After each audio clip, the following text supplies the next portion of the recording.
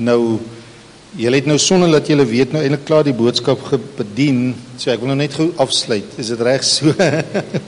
Want my tema is nou, die besonderse hart van Dawid nou, ek sê gister vir Irina, ek wil dit nie net sê die hart van Dawid deel 1, 2 of deel 6 nie, want as ek hier by deel 7 kom, dan dink almal nie, hulle het nou 1, 2 en 3 gemis. So, maar dit is maar nog steeds dieselfde inleiding, die besonderse hart van Dawid. En onthou net wat ek laasweek en die week voor dit en die week voor dat en die week voor alles gesê het. In die geskiedenis, in die woord, is dit die enigste hart wat die woord vir ons leer voor wie reëse geval het. Daar het nog nooit 'n reus geval voor enige hart behalwe die hart van Dawid nie. Ekskuus, ek net gehoor sy loop by is. En so, maar die groot ding is, wat is so besonders aan hierdie hart? So vir die van julle wat nou die eerste 5, 6, 7 weke gemis het, julle kan dit opvang. Maar wat onthou wat ons altyd sê is, dit wat Abraham, as ons na Abraham praat, dan hoor almal geloof, stem jy saam. Wie van julle hou van die song? Onthou die ou song, These are the days of Elijah. Okay, nou Elijah het die vuur uit die hemel gekom. Dit wat Sino van gesing het. Met ander woorde, die vuur het uit die hemel gekom. Met ander woorde, ek het op die altaar, ek onthou toe ek klein was daar 'n ou liedjie wat in ons kerk as kind gesing het. Hy het gegaan oor, ek onthou die dag toe bedien ons pastoor, daai dag nog, en hy het gesê die vuur val net op die altaar, hy val nie langs die altaar nie. En dit was vir my altyd, ek sal dit nooit vergeet nie, en God se vuur raak nie iets, as ek langs die altaar lê, God se vuur sal my nie daar tref nie, sy vuur tref my, van herlewing tref my net as daar iets op die altaar is, if there's a sacrifice. As, hy sê, the dry bones, these are the days of Ezekiel, the dry bones become, so as ons dink aan Esegiel, dan dink ons aan die droë bene, maar as ons dink aan Dawid in die Bybel, dan dink ons aan gesag. Onthou die naam Dawid dui in die koninkryk, so sy groot, dink net aan hierdie dinge, en soos ek altyd sê, ek hemel nie vir Dawid op nie, maar dit wat in die Ou Testament staan, is vir ons in die Nuwe Testament. So, as ons praat van Dawid, 'n Dawid hart, wil ek vandag jou naam, sit jou naam daar. Wat is so besonders aan die hart van Wilia? Barend, wat is jou naam? Barend Antoni, né? Goed, as het ek hom nou reg. Maar Barend Antoni, wat is so besonders aan daai man se hart? Wat is so besonders aan Henny se hart? En so, dit is waaroor dit gaan vanoggend. Hoekom val reëse nie voor iemand anders nie, maar dit val net voor my? So, dit is waaroor dit gaan vandag, om dit toepaslik in ons lewens te maak. En Dawid het 'n ranking in die hemele gehad. Nou ouens, ek het 'n klomp punte hier, maar die goeie nuus vandag is ek gaan nie oor daai punte gesels nie. Maar die eerste ding wat ek oor gesels is 'n inleiding, en ons het nou baie gesels lately, en ons, as die Here wil, sal ons soos wat die Here lei. Maar ek wil net so kortliks, as ons na 1 Samuel 16 gaan kyk. Nou 1 Samuel 16 is die begin van Dawid. So hier is nog, toe Dawid nog 'n jong seentjie was. Nou ek het ander dag gesels oor die feit van Dawid was die kleinste, wat dit beteken, die insignificantste, die onaansienlikste ensovoorts, die onrecognized, wat is significant in Afrikaans? Gering. Ja, hy was gering, hy was onvanwaardevol. So, en sy eie pa het hom nie gerecognize nie. En 1 Samuel 16 vers 11 is my vertrekskrif, terwille van tyd gaan ek dit nou nie lees nie, maar dit gaan oor Dawid se verwerping. Die eerste ding wat ons lees van Dawid in die Bybel is sy verwerping. Jessie, ons lees nie in die Bybel, dit begin nie oor Dawid die hero wat vir Goliat oorwin het nie, dit gaan oor sy verwerping. Hoekom so vroeg in sy lewe? Ouens, niemand van ons word gespaar in hierdie lewe. Daar's niemand op hierdie aarde voor jou en na jou en tydens jou nie wat gespaar word van verwerping nie. So as daar iemand van u is wat gaan vir bediening want ek voel ek word verwerp, ek wil nie sê jy mors jou tyd nie. Ek het vir jou beter nuus en sê leer wat is God se plan. Ons het op Bybelskool 'n vak gedoen en hulle was slim geweest. Daai ons op Bybelskool was slim. Ek het dit eers na die tyd agtergekom. Want hulle het dit nie vir ons in die begin gegee nie. Anders sou almal gekwoot het. Eers hier in my latere jare toe doen ons 'n vak met die naam van The Making of a Leader.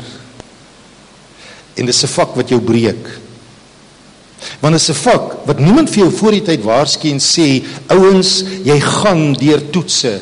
En van daai toetse, en ek onthou nog, daar was iets so 17 toetse wat behandel is. En wat is die toets? Wat is die simptome van die toets en wat is God se plan aan die einde van die toets nie?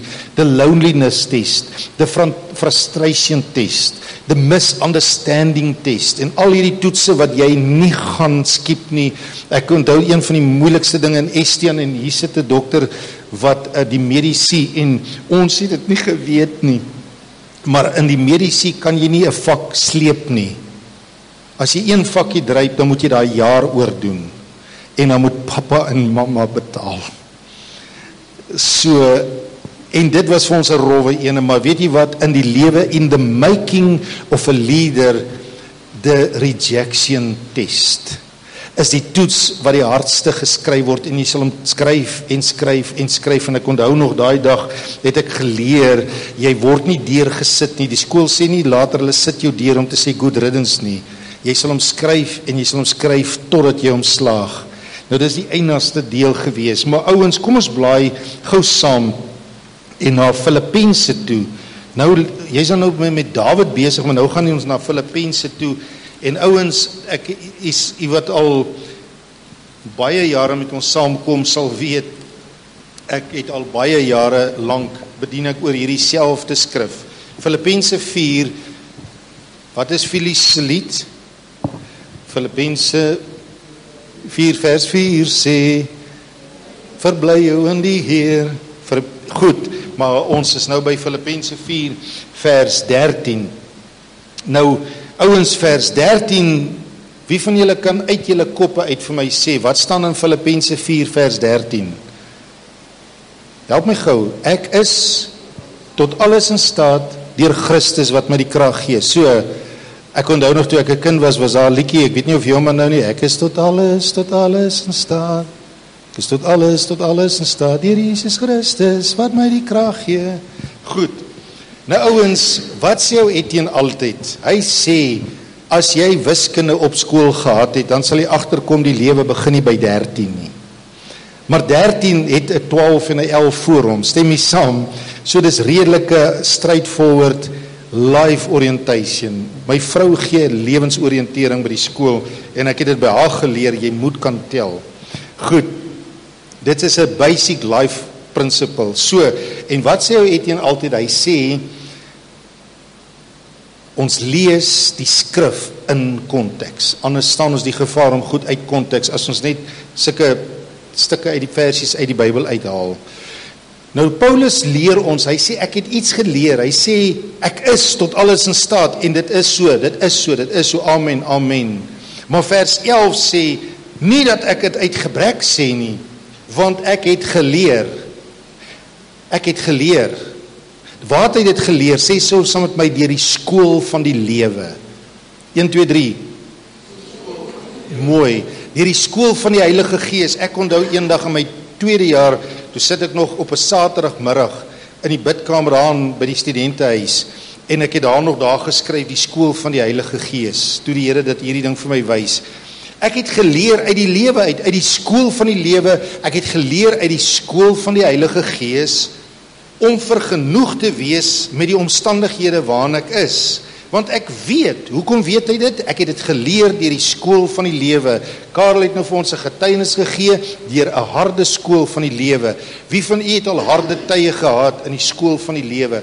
Hy sê, ek weet wat dit is om verneder te word. Hy begin sommer met vernedering. Hierdie groot, as ons dink aan Paulus, dan dink ons aan die grootste apostel, stem jy saam? Hy weet wat dit is om verneder te word, en hierdie is 'n ligte stelling, ouens. As ons gaan kyk, wie van julle weet, dit word opgeteken en die geskiedenis leer vir ons dat Paulus oor die 2000 fisiese houe met katse gekry het. Maar ons leer van die grootste apostel. Wow. Hy sê, ek weet ook wat dit is om oorvloed te hê. So die ander kant, hy sê, in elke opsig, in alle dinge, is ek onderrig. Hoe is ek onderrig? Deur die pad met die Heilige Gees in ons daaglikse wandel. Hy weet wat dit is om versadig te word. Hy weet wat dit is om honger te ly, om oorvloed te hê, sowel as om gebrek te hê. Kan jy sien, hy trek die hele tyd die twee parallelle, en in dit, dan sê hy, ek is tot alles in staat, want ek het dit geleer deur die skool van die lewe. Ek het geleer, as ek honger is ek tot alles in staat. As dit goed gaan, is ek tot alles in staat. Nou ouens, iemand het eendag 'n getuienis gegee, en die vrou praat met 'n persoon wat uit addiction kom, en die ou vra vir haar, maar dit gaan so goed met jou. Het jy ooit in jou lewe dagga gerook? Sy sê, nee. Het jy fisiese sigarette gerook waarin jy verslaaf was? Sy sê, nee. Was jy verslaaf van alkohol?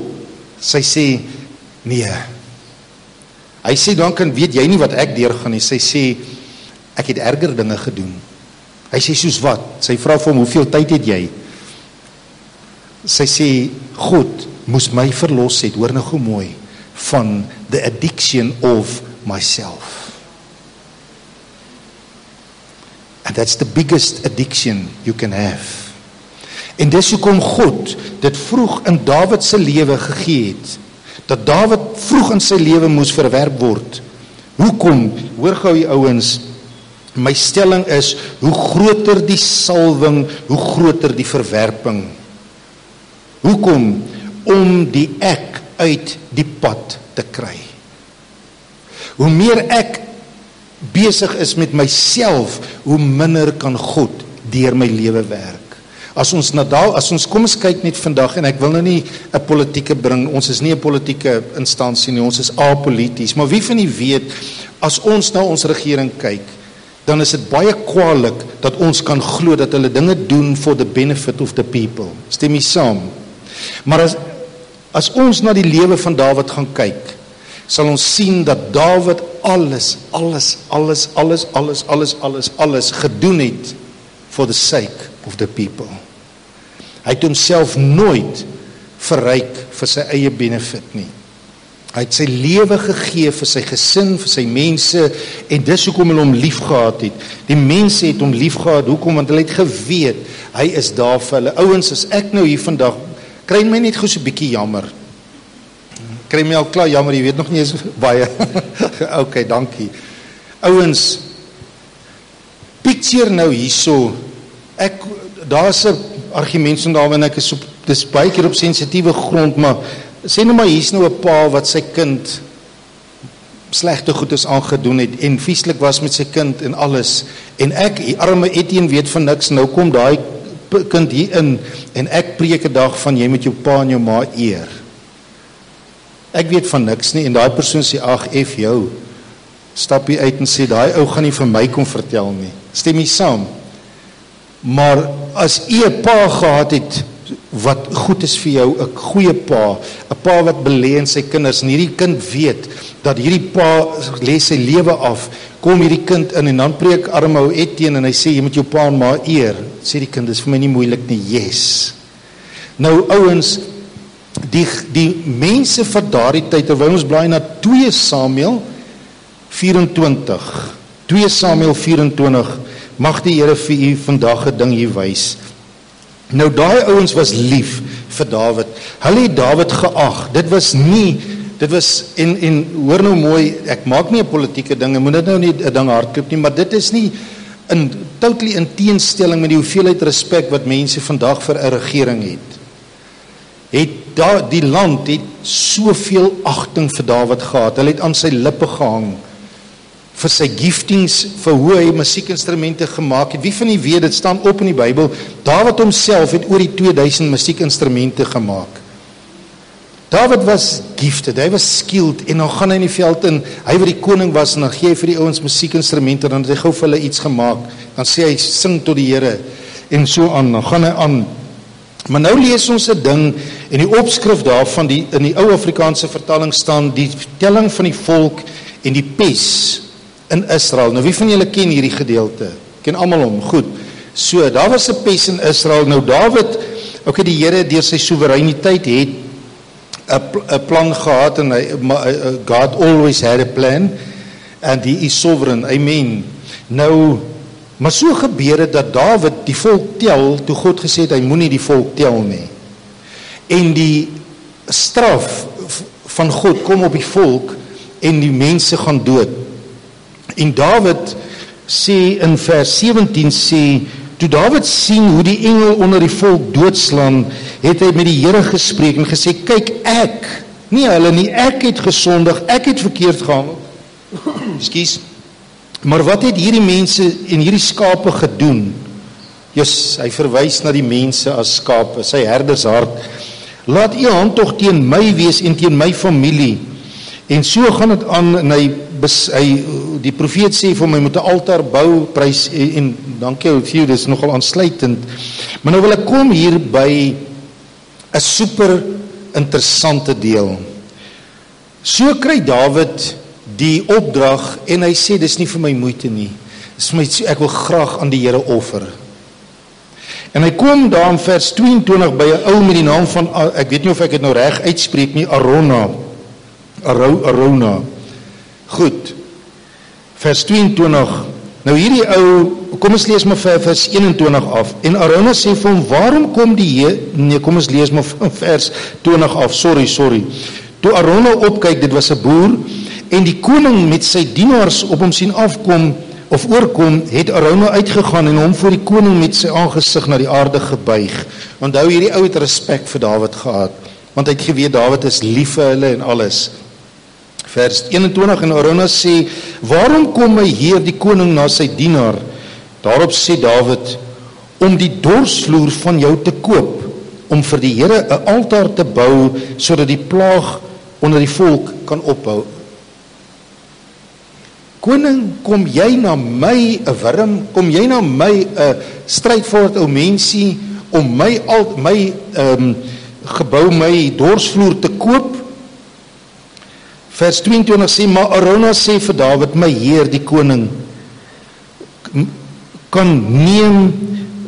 my heer die koning kan neem en offer wat goed is in sy oë. Kyk, daar is beeste as 'n brandoffer en slee om die trekgoed van die beeste as hout.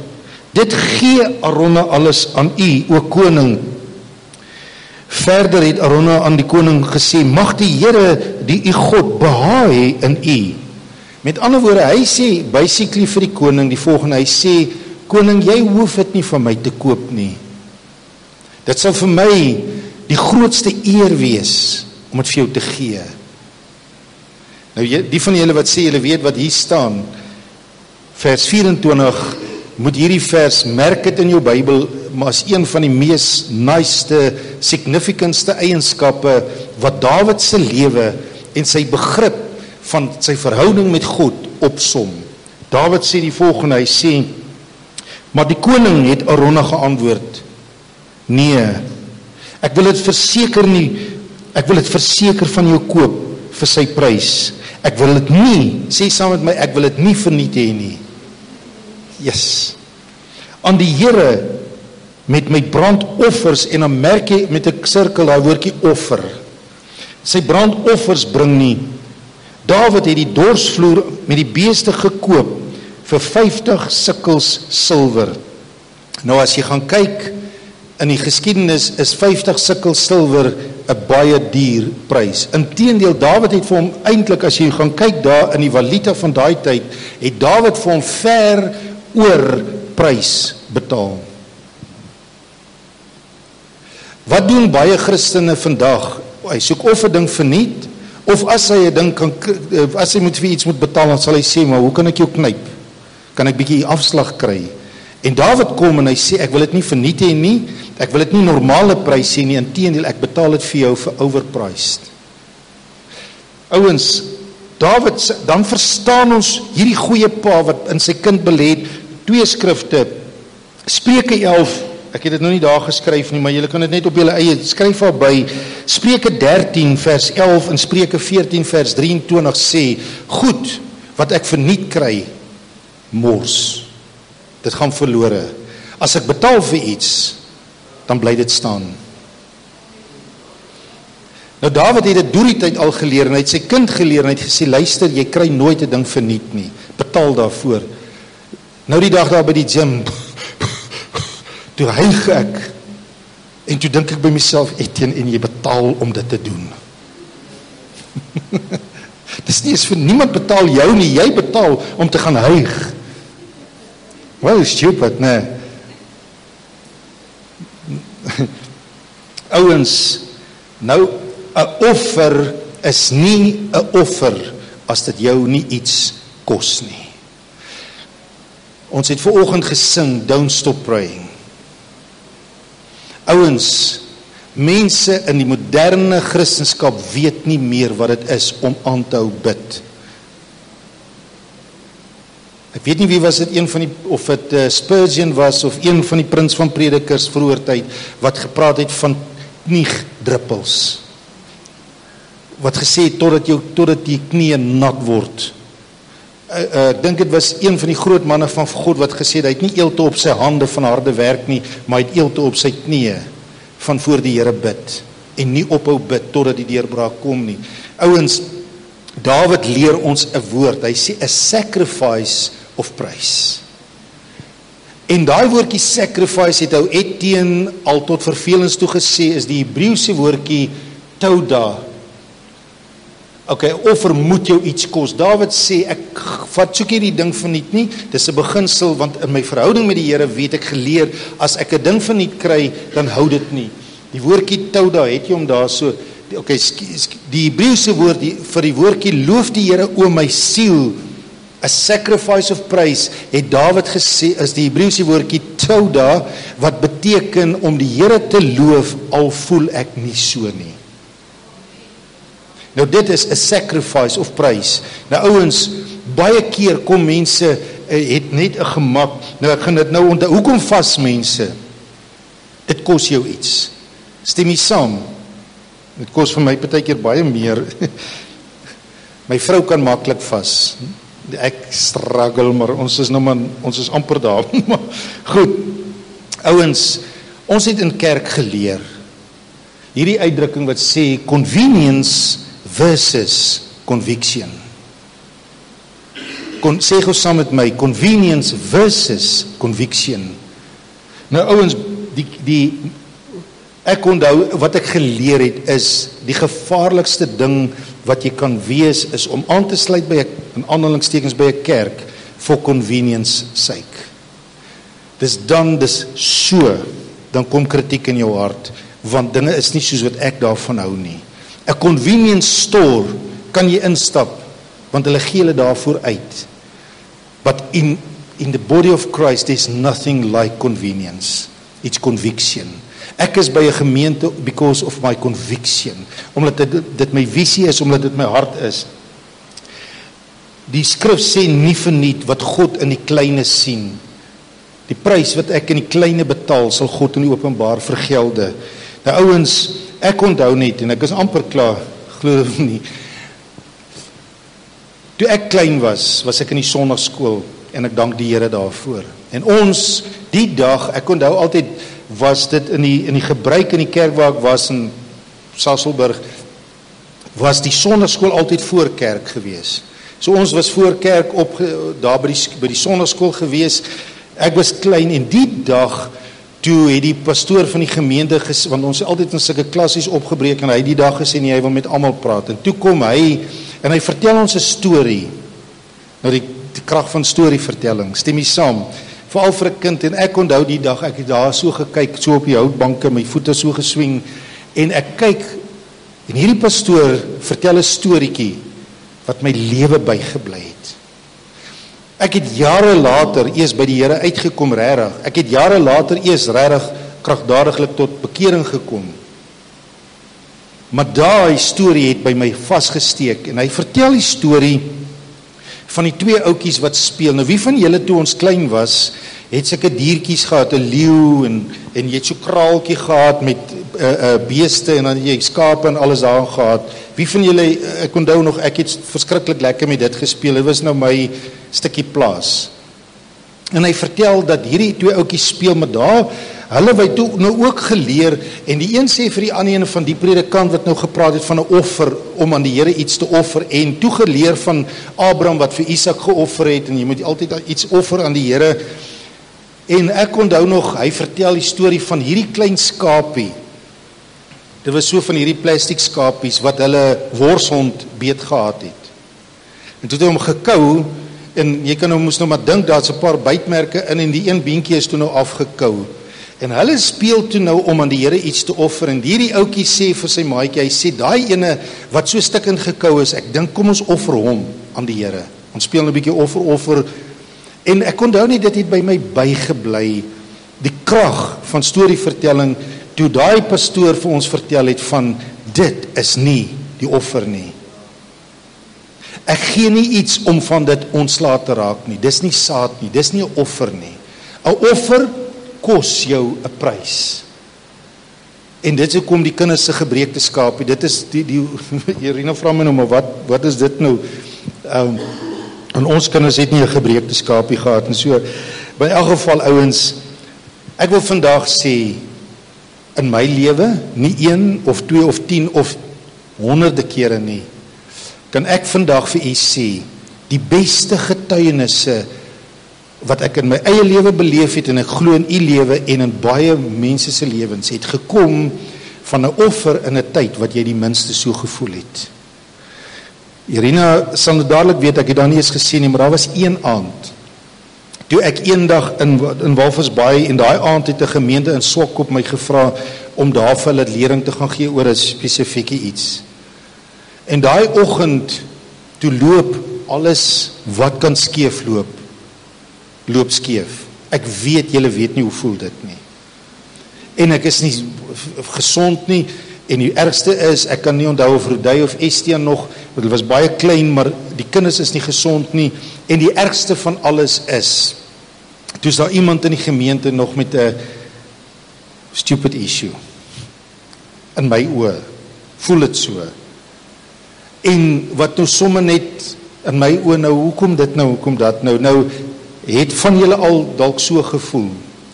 En daai aand, en ek dog toe nog by myself, okay, dit is nie eens by ons gemeente nie, dit is by 'n ander gemeente, en is 'n Woensdag aand, môre is weer soveel om, die life goes on môre en alles, en daai middag, toe sit op die pinnacle, en ek sê vir Irina, ek dink ek gaan vir Ruben laat weet, hy moet my verskoon vanaand. Hulle kan aangaan, hulle het hulle dienste, en toe gebruik die Here weer my vrou, om met my te praat, en vir my te sê, jy kan dit nie doen nie, jy het jou woord gegee, jy het gesê ja, en toe moes ek maar weer ry, en daai aand toe ry ek nog Swakop toe van Walvisbaai, ek voel op die minste bruikbaar in die hand van die Here. Hoe kan die Here my gebruik, ek is dan so kwaad vanaand, ek moet nou gaan bedien oor die Heilige Gees, onder andere en alles, en lering gaan gee, en ek onthou daai aand, toe ek daar voorstap, en Ruben my die mikrofoon gee en ek begin bedien, toe daag God op. Maar dis een van die baie ervarings, maar ek onthou nie, dit staan vir my uit soos 'n pinnacle, en daai aand, ek bedien, maar ek is so stikkend hier binne in my hart, oor al die emosies, wat ek hier beleef het, en hier sien ek, buite sien ek, en mense beleef net die Gees van God werk, en daai aand toe ry ek huis toe, en daar is 'n plek tussen Swakop en Walvisbaai, wat die noem Vierkant Klip, en daar is so 'n stuk sommer langs die see, en ek trek af daar, en ek huil voor die Here, en ek sê, Here, dankie, dat in my stikkendheid, vanaand, God opgedaag het. En daai aand kom ek by die huis, en ek sê vir my vrou wat gebeur het, sy sê vir my, ek het geweet, God wil werk vanaand, en hy wil dit gebruik, die oomblik as jy swak is, and when it costs you a price, wanneer dit jou 'n prys kos, nou ouens, Kom ek gesels net gou vandag net gou 'n paar vinnige punte oor die gevaar van gemaksteaching. Want ons lewe in 'n gemaklike wêreld, stem jy saam? Die prys wat mense betaal het vroeër jare is nie, mense ken nie meer daai prys nie, stem jy saam? Nou een van die belangrikste dinge wat ek net strydvol wil uitlig, en dit is, wat doen gemaksprediking? Dit produseer swak navolgers van Christus. Wie van julle ken die uitdrukking, ek wil nie die ding verkeerd, baie keer sê ek die ding verkeerd, en praat ek van die 7 seuns van Skefa, en toe het ek eendag gepraat van die 7 skewe seuns. Maar in elk geval, in Handelinge iets, ek dink, maar daai ouens het nooit geweet wat dit is om in gesag op te tree nie, en hulle probeer 'n duiwel uitdryf. Wie van julle ken die verhaal? Toe wil hulle sê hulle vir die duiwel in die naam van Paulus, by die Jesus Christus wat Paulus verkondig, hy die prys betaal, hy suffer, hy bid, ons hoef nie te bid nie, ons hoef nie 'n prys te betaal nie, hy doen dit, en daai duiwel sê, ons ken vir Paulus, en ons ken vir Jesus Christus, maar wie's julle? En ek verwys altyd na 'n lied, toe ek op Bybelskool gekom het, van die ou, maar die ou se naam is, die lied sê, what would the devil say, Steve Camp, what would the devil say about your life? Do they tremble in hell when they hear your name, as they tremble when they hear the name of your Christ? Daai duiwels het geweet wie's Paulus. Hoekom ouens? Ek gaan nou by Paulus uitkom. Nog 'n ding wat ek wil uitlig is rondom wat doen gemaksteaching. Die eerste ding, die 7 seuns van Skefa. En die ander ding is 'n free spirit. Nou ouens, hierdie term is 'n term wat uit New Age gebore is. It's not a godly term om te sê I'm a free spirit. Want wat doen dit? Die wind waai, iemand het eendag gesê, a rolling stone gathers no moss. Ek gaan maar net waar ek wil. As dinge 'n bietjie moeilik raak hier, dan gaan ek so. As dinge moeilik raak hier, dan vat ek die pad van die minste weerstand. Nou ouens, no pain, no gain. Goed, ek dink Paulus het dit verstaan. Nog 'n ding, wat leer gemaksteaching? Ek hoef nie kerk toe te gaan om te gee nie. Want wat doen dit? 1 Johannes 2 vers 12 tot 14 sê hierdie woorde. Hy sê daar's 3 fases van ons groei. Kinders, jong manne en vaders. Kinders worry net oor hulle self. Is dit so? Ek gaan hemel toe. Jong manne worry net daaroor oor ek het die bose oorwin. Maar vaders worry, hoe gaan dit met my kinders? Hoe gaan dit met hulle? Hoe gaan dit met hierdie een? Hoe gaan dit met daai ene? Vaders worry se harte is nie, ek doen dit net vir my ondalwe nie, ek doen dit vir hulle ondalwe. Dis 'n prys wat my hart is vir mense. En hoe kan ek dit nog duideliker uitdruk? Ek hoef nie 10de te gee nie, want it's all about me. Nou ouens, hoor nou na die laaste stelling wat ek maak, en dit is die koninkryk, die koninkryk gaan oor gesag. Stem jy saam? Om te heers, en die tema van die koninkryk gaan alles oor gesag. En jy het of gesag, of jy het nie gesag in die geestelike riekalm nie. Dis die harde woorde, en jy leer, jy kry daai gesag net deur die skool van die lewe. Deur die skool in jou pad met die Here wat jy loop. Jy kry dit nie.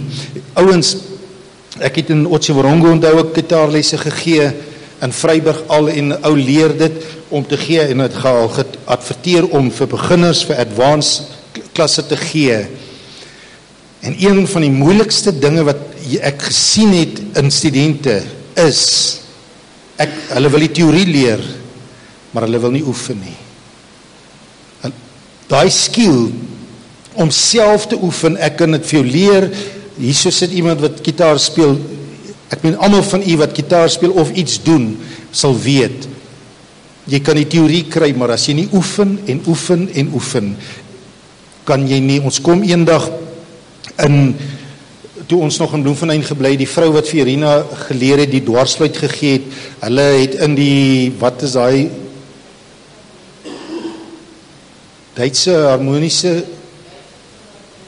Duitse Philharmoniese Orkes, het ek het nou reg gesê, goed gespeel. So hulle was bietjie op 'n ander klas, stem jy saam? Nou daai vrou het 'n dwarsfluit gespeel met soveel gemak en ons kom die dag daar by hulle aan, hier sit die man met 'n cello. Nou hulle het getoer deur die wêreld, hulle was next level orkeste, musikante. En hy sit met daai strykstok, met daai groot ding en hy trek hom so. En hy, so raak het vir my nou baie interessant, want ek kyk na hierdie ding en hy vertel my alles. Ek sê nou, hoekom oefen hom so? Hy sê vir my, hy staan so op sy hande, dan doen hy push-ups. En dan doen hy dit en hy het net sulke paar arms. Ek vra vir hom hoekom, hy sê hy oefen 5 ure 'n dag. Ek sê hoekom? Hy sê dit gaan daaroor om dieselfde pitch, jy het net so lank stukkie stok, met soveel varkhare of iets wat hulle, ek weet nie wat perdehare of iets, wat hy stok van strykstok, en dan moet jy dieselfde toon hê, maar jy moet die krag hierin hê, om hom so te kan sleep, vir 5 minute lank, en dieselfde pitch te kry. As jy moeg raak, dan trek jy hom deur. Dan hou hy dieselfde pitch, maar jy kan dit net in 'n 3 of 4 sekondes doen. Ek sê, oom sal my nie wys nie. En hy wraggies, hy gaan sit daar, en hy begin hy stok te trek, en hy sleep hom, en hy hou hom so, en hy hou daai pitch, op dieselfde pitch. En hy sê, dit kos. Wanneer ander nie doen iets, wanneer ander ontspan, kos dit my, ek moet in shape wees, ek moet oefen om dit te kan doen. Dis sy passie op wees, maar ouens, dit kom deur die skool van die lewe. As iets jou nie 'n prys kos nie, verloor jy dit. Amen. Nou ek sluit af met hierdie rofste woorde, en dis die waarheid. Elke keer, as Paulus verwys het na sy gesag as apostel, gaan kyk dit maar in die skrif, onder andere in 2 Korintiërs 5, het hy nie verwys na sy salwing nie, hy het verwys na sy suffering and sacrifice, of in die Afrikaans sy lyding en opoffering. En dan sê Paulus van alles, hy sê, julle dink ek het dit net maklik, hy sê, by dit alles het ek nog die bekommernisse oor die ander gemeentes, en dit, saam met dit moet ek nog na my eie belang omsien, saam met dit, ok, hy het nou die kinders gehad nie, maar hy het baie geestelike kinders gehad, maar saam met dit is daar jou huisdinge. Ek onthou nog hoeveel keer ek geleer het van wat die groot manne van God gesit en bekyk het en hulle lewens bekyk het, dan sal ek altyd hoor hoe hulle dogter by die huis met dit gesukkel het, met dat gesukkel het, met hierdie issues van dit en dit gesukkel het, dan besef 'n ou nie, hierdie man van God wat duisende mense se harte bedien, het by sy eie huis ook troubles. Hy en sy vrou beklei ook, hy en dit en dat ook. Hy voel ook nie elke dag om dit en dit lekker te kan doen nie. Maar die feit van die saak, hy het geleer, as dit jou nie 'n prys kos nie. En dit is wat Dawid gesê het, hy het gesê, ek wil dit nie verniet hê nie. Ek wil dit nie verniet hê nie. Hy het gesê, dit moet my 'n prys kos, en ek sal dit nie eens op prys betaal nie, ek sal dit stukkie ekstra vir jou gee. En ek het hier 'n gebed geskryf, straightforward, Here, onthou nou daai vrou wat vir daai ou gesê toe hy gevra het, was jy al ooit verslaaf van dit en dit, en sy het gesê, nee, maar ek het met iets groters gestruggle, ek het gestruggle met myself. Dawid, deurgaans van die vroegste tyd in sy lewe, was verwerping die grootste, wat dit was sy companion, sy lifelong companion. Hoekom het Etienne dit gesê? Om hom te hou by 'n punt, dat hy uit die pad uit is. En dit het hom geleer, ek is tot alles in staat. Dawid het nooit verloor nie. Hy het nooit 'n fight verloor nie, want hy het geleer, hy is tot alles in staat. Maar sy geheim was, hy was uit die pad uit gewees. My gebed hierso is, Here, verlos my van my grootste struikelblok, naamlik, of die grootste struikelblok wat my keer om werklik in gesag te leef. Die struikelblok naamlik myself, my gemak en my gebrek aan opoffering. Amen. Jo, voor ons bid. Penny for your thoughts, Liana? O, gaan jy nie sê wat jy dink nie. Vir wie van julle is hierdie 'n shocker vandag? Nou nie gekom, kerk toe gekom vir dit nou nie. Yes, ietsie van iemand voordat ons saam bid. Yes, nou, ek weet nie of dit nou so maklik is om net te sê, ja, ek stem saam vanoggend, bid dit vir my ook nie, because it will cost you, but it's the greatest gifting. Amen, halleluja. Here, ons dankie vanoggend. Ons dankie vir u woord, wat ons leer uit Dawid se lewe, en ons sien die vrug. Ons sien, Here, dat hierdie man was genoem die hart van Dawid, die man na God se hart. Daar was iets tussen hom en u wat so special was, wat ons soek, Here. Maar dit is hoekom ons vandag wil sê, Here, en ek dank u vir Theo se bediening vroeër met hierdie lied wat gesê het, I will provide the sacrifice. Ek sal myself op die altaar plaas vandag. Ek sal vandag my lewe neerlê en ek kom bid hierdie in my, ek kom bid, Here, en as u met hierdie conviction in jou hart dit ook wil bid en sê, Here, verlos my van myself. Want as u my van myself en my eie addiction of myself verlos het, is die addictions met die ander goed eintlik maklik om van verlos te word.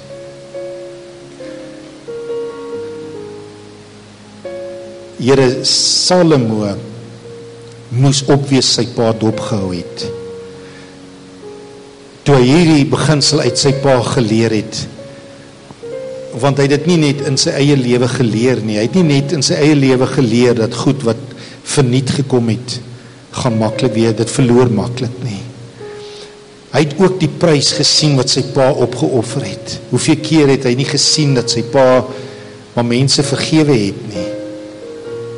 Ek dink, Here, aan Kehila, toe Dawid gekom het en so prys betaal het om hierdie ouens te verlos teen hulle vyand.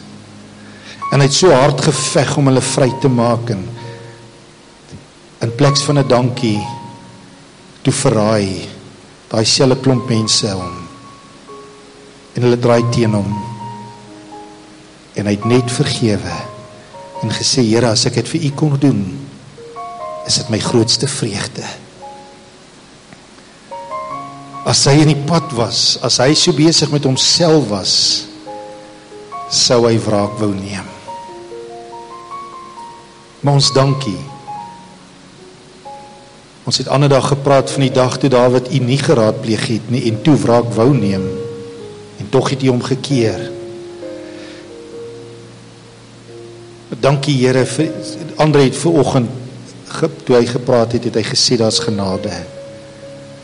En die grootste genade wat ons vandag nodig het, Here, is dat u ons verlos van onsself. U sê in die woord in Kolossense dat ons met ons geliefdes in die huis in vrede moet leef. Baie keer voel ons verontreg, maar dit is die sacrifice wat maak, die kruis wat maak dat ek sê ek kies om lief te hê plek van om terug te reageer. Dit is wanneer dit of wanneer dat gebeur. Hieraan sal die wêreld weet dat julle my disippels is, as julle mekaar lief het. En daai liefde is die liefde wat jou partykeer 'n duur prys kos. Dis partykeer 'n prys wat in jou oë onbetaalbaar is. Maar dit is daarin wat genade, God se genade inkom om ons te ondersteun. Here, ek dank U vir daai aand in Swakop, toe U gewerk het, toe ek nie so gevoel het nie. Ek dank U, Here, as ek met dalk hierdie mikrofoon omstuur en ons getuienisse hoor vandag van die kere wat ons die prys gekry het, toe ons nie so gevoel het nie. Is daar die mooiste getuienisse, glo ek, wat hier sal uitkom net onder ons. Maar ek gaan bid vandag, Here, dat vanoggend se aanmoediging, 'n bemoediging, Here, U woord sê deur Paulus, laat jou bediening wees woorde van stigting, troosting en bemoediging. Vanoggend bid ek dat hierdie 'n bemoediging wees, eintlik 'n aanmoediging wees, Here, om te sê, ek kies to pay a sacrifice of praise. Al voel ek nie altyd so nie, it's a sacrifice. It's a sacrifice of praise. Vroeger, Here, toe oefen hulle hierso en hulle noem daai liedjie wat sê, I've got a reason to praise. Daar's altyd 'n rede om te aanbid. Because of you. It's because of you, God. En ek verwelkom U, Heilige Gees, om ons te lei en te help hierdie week om voortdurend the courtship of brokenness, die hofmakery van U gees van gebrokenheid in ons lewens te embrace. Dankie, Here, vir daardie kosbare gees van gebrokenheid wat saam met ons loop en ons die hof maak om te reageer, ons die hof maak om neer te lê van onsself. Ek dank U vir elke teaching in my lewe wat my gehelp het. En ek dank U vir U woord vandag wat ons as broeders en susters, navolgers van Christus, genade gee om te sê ek weier om 'n swakkeling te wees. Ek weier om 'n swak volger van Christus te wees. I will pay the price. Ek sal aan hom getrou wees in Jesus naam. Amen. Amen. Halleluja. Halleluja. Amen. Ek kan nou baie sê ons, maar ek gaan dink vandag aan 'n tydjie in jou lewe waar jy die vrug gesien het van die prys wat jy betaal het. Amen. Ek weet van baie huwelike wat ons deur die jare al bedien het en deur die Here se genade, dit was nou nie ons nie, maar wat ons gesien het, dat hierdie huwelik eintlik menslik gesproke nie hoop gehad het nie. Maar toe hierdie mense die sacrifice beginne betaal het en hulle eie lewens beginne leer het vir mekaar, het die Here dit omgedraai vir die mooi. Amen.